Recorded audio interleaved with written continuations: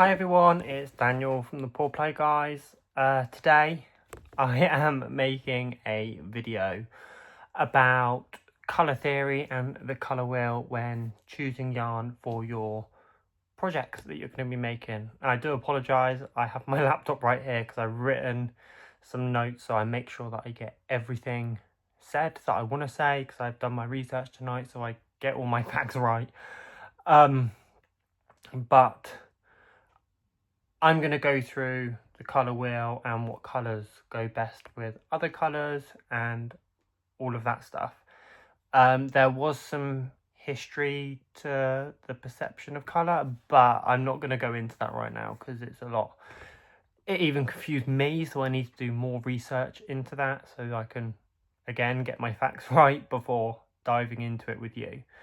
But I've written a script, so I'm going to read it exactly as I've written it. Otherwise, there's no hope for me. So I'm going to get started. So, to be honest, it can be quite daunting to choose colours for your project, especially your larger ones, such as your blankets or your wearables. So it's really hard to know where to start. I know when I'm crocheting, I find it hard to choose colours and things like that, but it's hard to know if the shades that you've chosen will work together, especially without having to work your project up beforehand. So I'm going to go into a bit of information on the colour wheel. It's made up of primary colours, secondary colours and tertiary colours. Forgive me, I'm probably really messing that up. The primary colours are colours such as red, blue and yellow. These cannot be mixed from other hues of the colour wheel. Secondary colours are mixed with two other colours from the colour wheel with two primary colours. So these are colours such as orange, green and purple. Tertiary colours are created by mixing primary and secondary colours together, which can lead to shades such as yellow-green, red-orange, blue-green, and so on.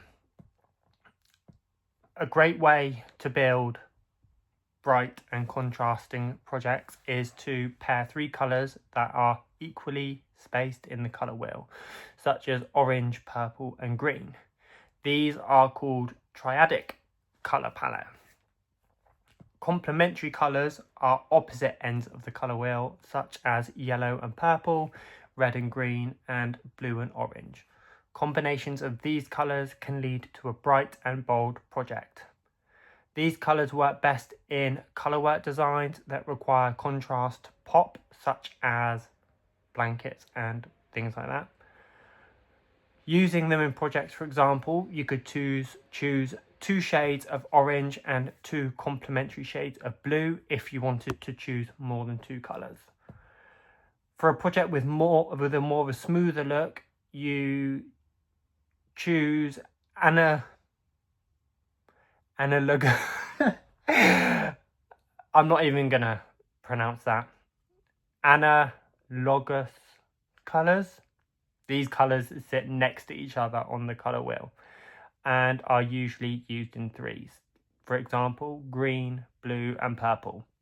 This colour scheme has less contrast than using complementary shade palette and doesn't look as bold. This method usually works better with cool or warm tones rather than mixing them together. For example, red, orange and yellow might work better than using orange, yellow and green. With many projects, you usually have to choose a main colour. In most cases, this is a neutral or monochrome to make colours pop. While this is down to personal preference, maybe try getting out of your comfort zone. I know I'm really bad at not going out of my comfort zone. I tend to choose the same colours and stick with it. So if you're knitting or crocheting with bold primary colours, try pairing with a neutral grey instead of black and white. Neutrals such as beige and cream work better with a warmer colour palette that uses pinks, orange and red. Cool greys work better with cooler shades such as greens, blues and purples. Now all of this information, you don't need to listen to me. This is just information that I've researched about what colours work best with others. It's all personal preference, but this is just the basic information on how to use the colour wheel in choosing yarn for your projects. But yeah, be creative, do what you need to do. It's just information. Like, there was a lot more information, but I was like, if